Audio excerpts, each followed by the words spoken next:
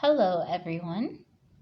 This is day number 2 of 3 of my Smile Raiser campaign, where I do creative content in order to raise money for my dental appointment. So today's Smile Raiser topic is Charles Drew's birthday and the importance of Blacks in the medical industry.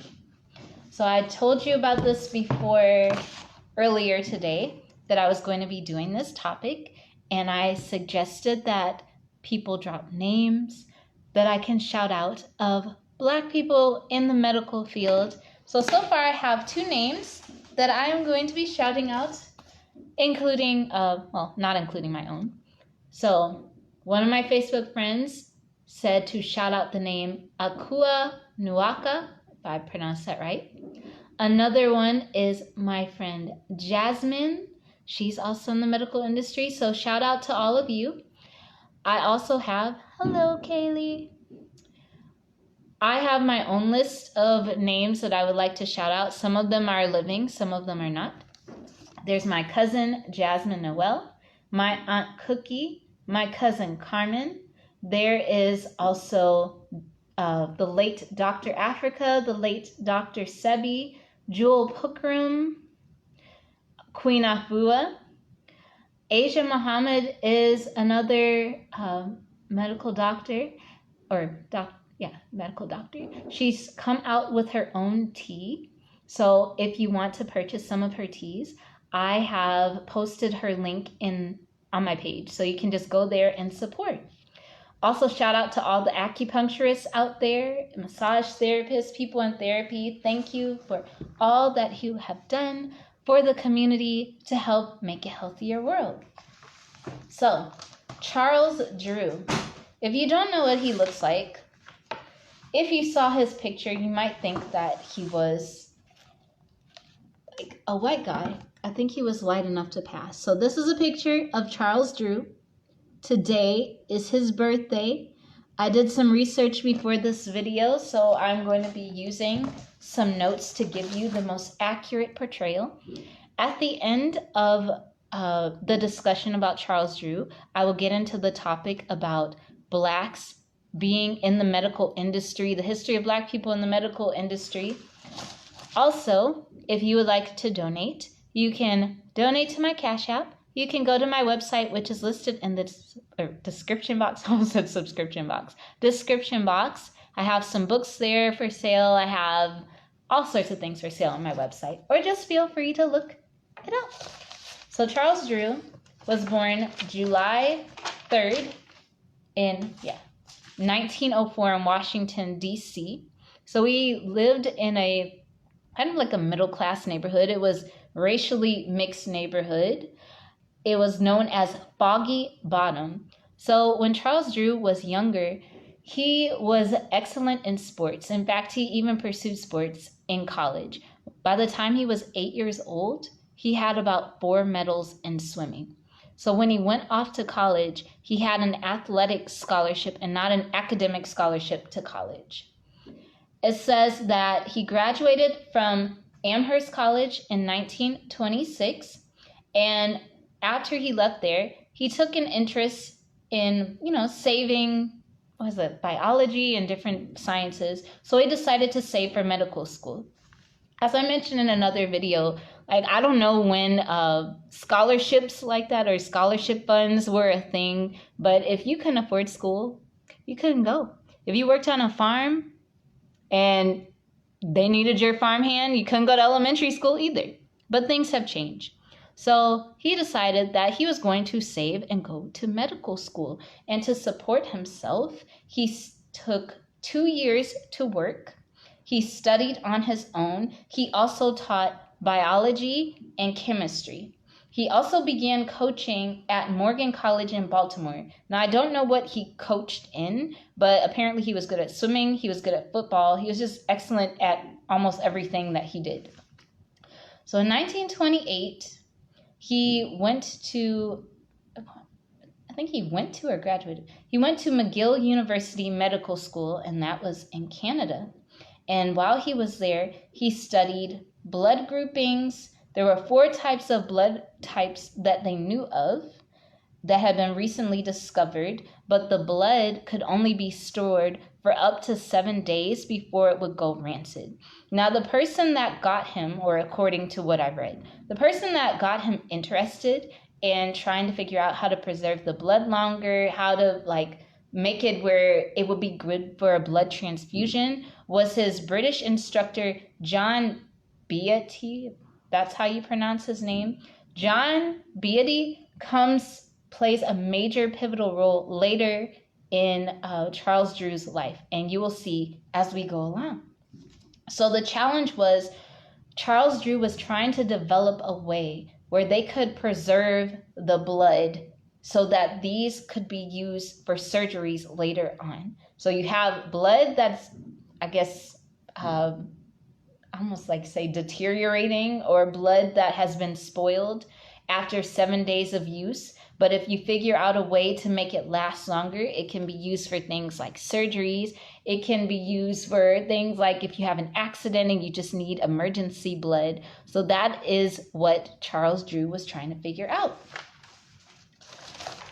So in 1935, when he was 31 years old, he graduated from that college. He also completed an internship and a residency at Montreal General Hospital. Now, mind you, this man was just very busy. It was after he got 1 degree, he would just get another degree. There's some people like that. They'll just be like, okay, I'm done with this. Now let me go into this other career. Like Paul Robeson or whatnot. So in 1935, his father died. And that was very sad. So his father died and he went back to Washington, D.C.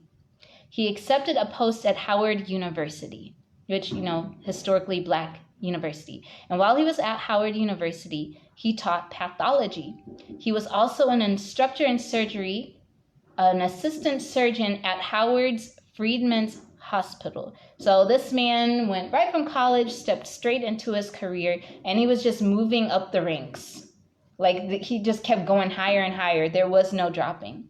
Not only that, he was awarded a postdoctoral fellowship at Columbia Presbyterian Hospital in New York. So his name started to become known in medical circles as far as what he was studying at the time. Ironically, oh wait, I'm getting too far ahead of myself. So he set up the first experimental blood banks. And this was described in his thesis, Banked Blood, a study in blood preservation. This thesis earned him a doctorate of science and medicine from Columbia University in 1943. This was the first ever awarded to an African American. So now you can see that he's still focusing on this thing of we have to preserve the blood. I don't know what they were doing with blood during that time, if they were refrigerating it or how they handled it. Because, when you read about medicine throughout time in certain parts of the world, you're just what were they thinking? Bloodletting? And I mean, they still do leeches, but I'm sure that would work to a certain extent if you have a controlled environment. So the dissertation demonstrated that plasma was easier to preserve than whole blood and therefore was safer to keep and dispense. So the problem was you had the whole blood, but this blood is going bad. So let me take, and if you hear a boom in the background, it's just fireworks. Let me take a piece of this blood, a section or a segment of it, so that it can still be used and we can use it for whatever we need. Surgeries, emergencies, blood transfusions, all of that. So, ironically, he developed it where it was dehydrated plasma and you could make it, liquid again with water. I didn't even know you could dehydrate. I didn't know you could dehydrate blood. That's kind of cool.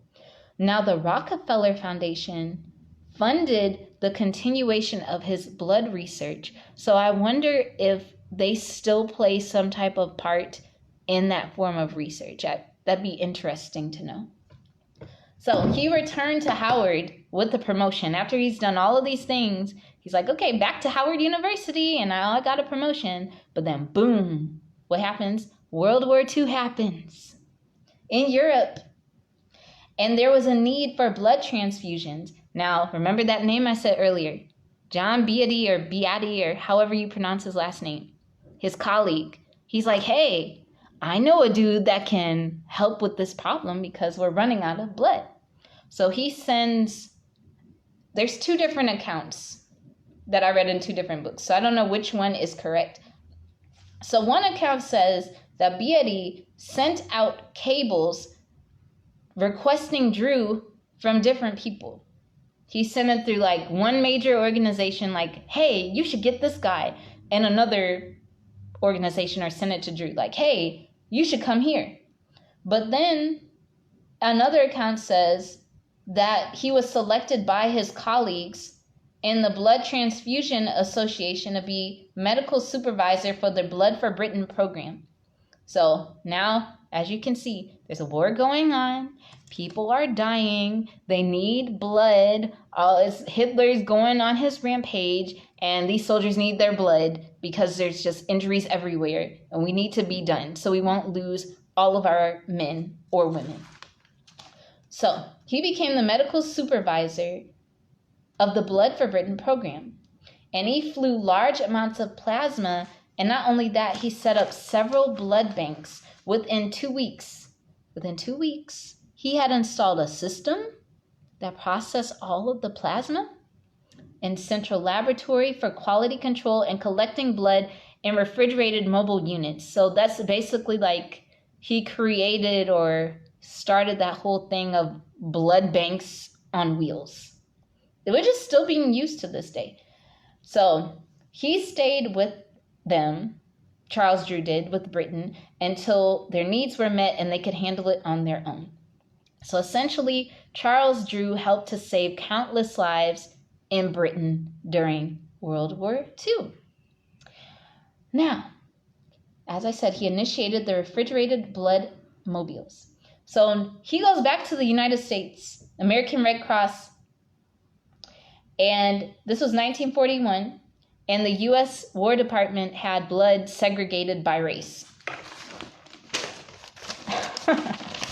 Oh, I gotta read this to you. So this is what it says. I actually have the book because I can't just say this verbatim. I have to read you this stuff.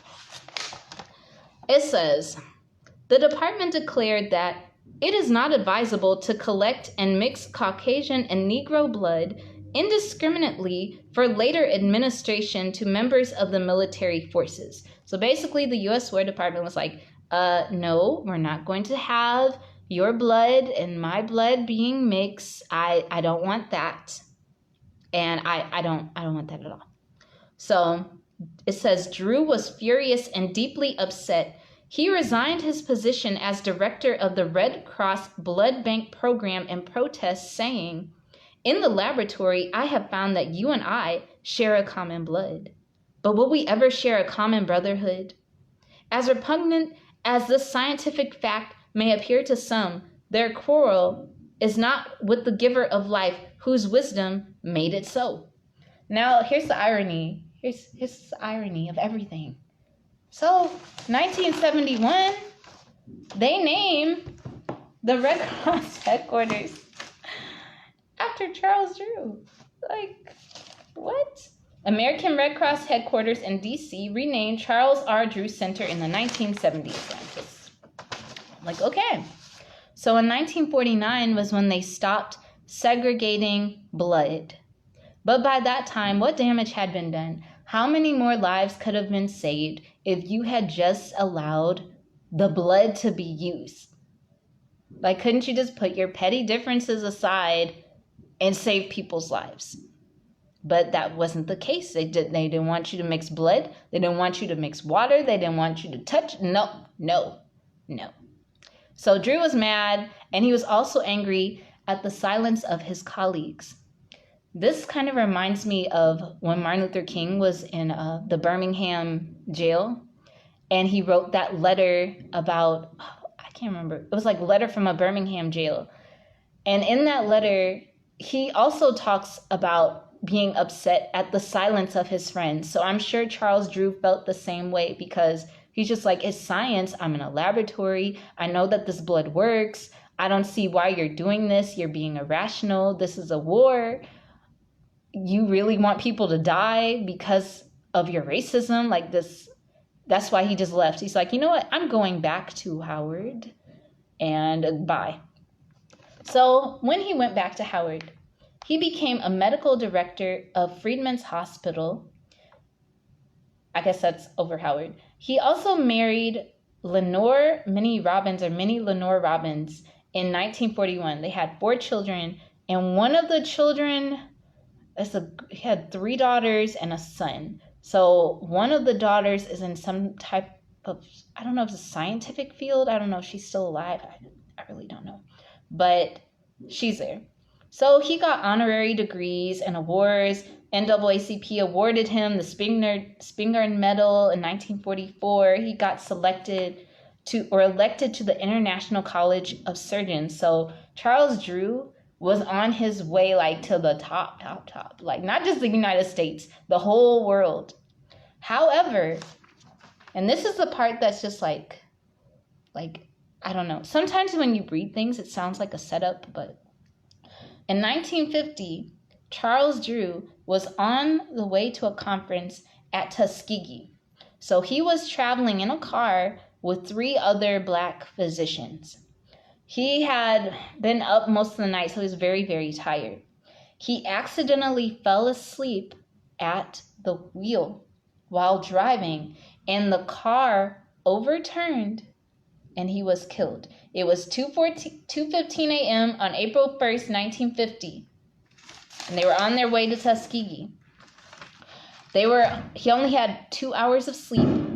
Oh, sorry about the booming. In Petersburg, Virginia, he took the wheel at 7:50 a.m., 2 miles north of Howe River, North Carolina. He dozed off. The car careened off Route 49 and plowed into a field, turning over 3 times. So, strangely, none of the passengers, it says, no passengers suffered injuries, but he was left hanging out of the car. His right foot was under the brake. So his left leg was basically severed, and he had internal injuries because the car had rolled on him.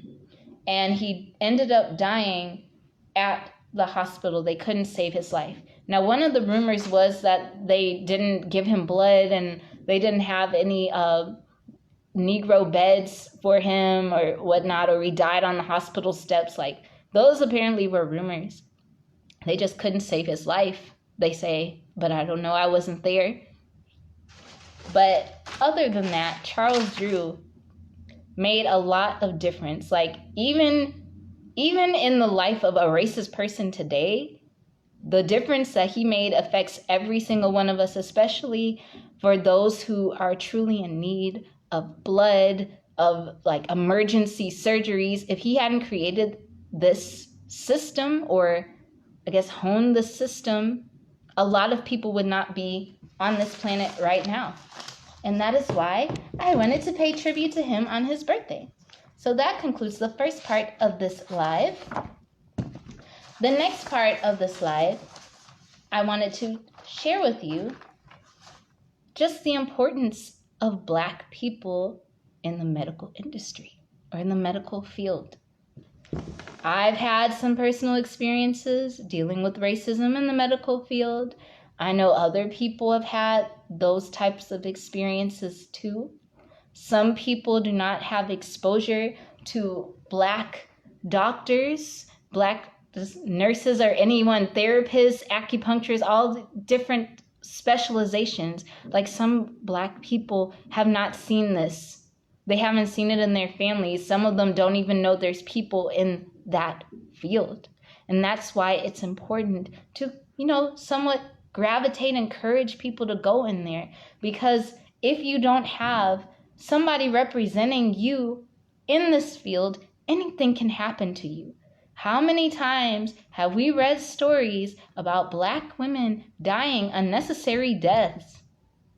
Just giving childbirth. treating them like cattle. I remember I went to a dentist one time. I got a tooth pulled, and I overheard him talking about, like, he was talking about me as if I was a drug addict. Like, oh no, don't give her that amount of medicine. Like, yeah, she's probably an addict or something. Like, what? What, sir? Excuse me? They did a study where there were some doctors that felt that Black people could handle more pain than any other group. That if their pain scale was like a 9, then, oh, it's not that serious. Put it at like a 4. It's really not that serious. That's scary. That's just very, very scary. There have been people who possibly could have died in the hospital if it hadn't been for that nurse or that doctor that looked like them, watching out for them, saving their lives.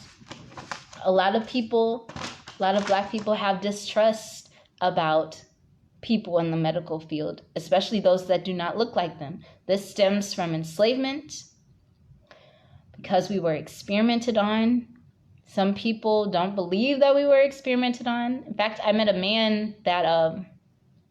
this man at the store that didn't even know the Tuskegee experiment had existed, because we were talking about vaccines. I'm like, if one group got a vaccine, I'm sure they would get a different vaccine than a Black person or another person of color would. He's like, you don't really think people would poison somebody, do you? Like, you don't really believe that. But then look at the Tuskegee experiment. Look at that. What did they do? They injected people with syphilis. And not only did they do that, they didn't tell them they had syphilis. So they just spread it throughout the whole community. People ended up blind and dying, and they didn't even know why. What was going on? It says, my cousin got stabbed 18 times. She was walking and somebody was following her. He was fighting our way out, and he was too big, and she died later at the hospital. It's just really sad. Like, sometimes these doctors they purposely don't save your life. In fact, there was another story. It happened in St. Louis. I don't know which hospital. And the only reason I remember it was because it just scared the daylights out of me. It was in 2012. This Black couple, the mother was giving birth to a baby, and the doctor severed the baby's head, like basically decapitated the baby, shoved the baby back into the mother, and then was like, oh, we need to do an emergency C-section. Excuse me? Like, what? He tried to cover it up. How do I know you did it on purpose? How do I know if it was an accident? Like, why would you do that? I've heard stories of people getting the wrong medicine. I've heard stories of people getting sterilized. It's just very terrifying. This is just the modern medical industry. Oh, don't even go back to like enslavement. It's like, oh, let me experiment my is that even a word? Gynecological or, yes, whatnot. Let me experiment on your sexual organs with my medical instruments to see if you have a high pain tolerance. That happened to plenty of Black women. There was another story. It was called Fortune's Bones. It was written by Marilyn Nelson, and it is a poetry series based off of an actual historical figure. It was a white bone.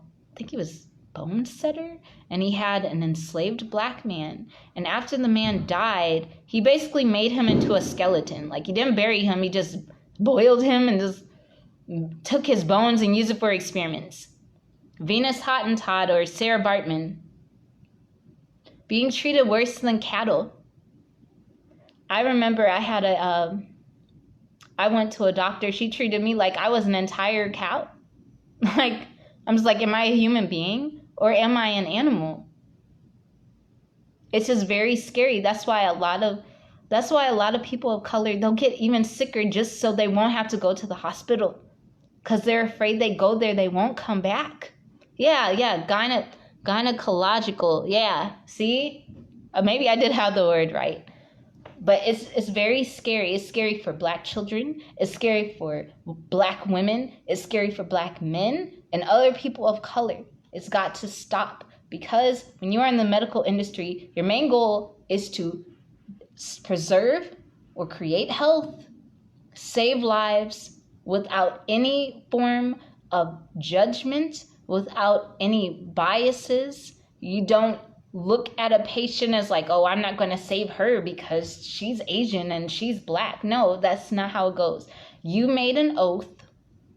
It was a Hippocratic oath, even though it was taken from Imhotep, which was probably taken from African women. Who knows? You made an oath, and that is what you need to stand by. So it is important to have a representative, an ambassador for you in these different fields, because sometimes you don't know what's being done to you. You don't know what's being injected in you. You don't know what's being given to you in the form of a pill. You could be taking one pill and it be whole cyanide. We don't know. And people might say, oh, this is just your paranoia.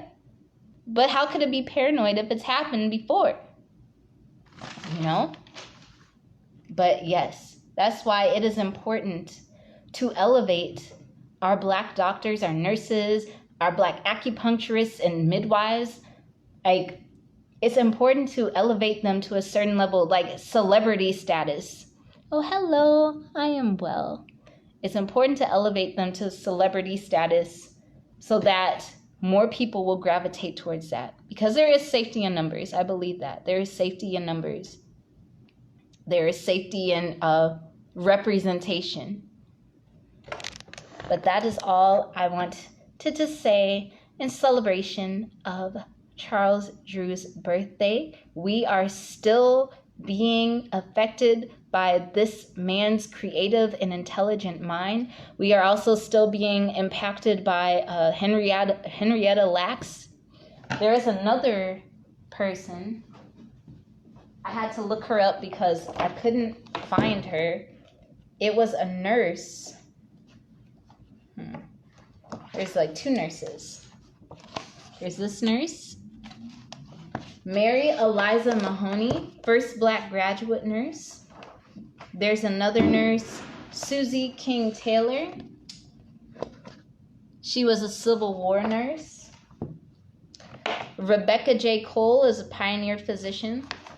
There was also a Black woman I read about. I don't remember her name, but she literally, whoever she was, she literally delivered about 2,000 babies.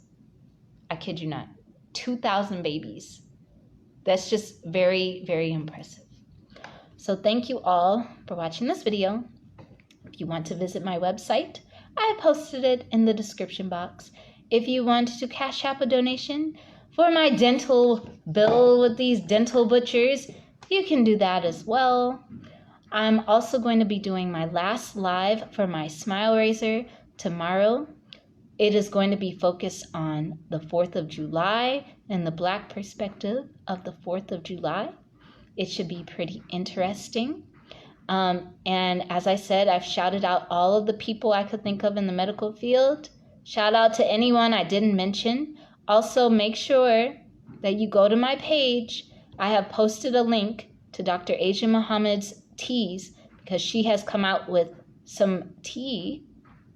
And I think you should go support her. She's a young Black doctor. We got to elevate her up too. And everybody have a nice night. Talk to you later. Bye-bye.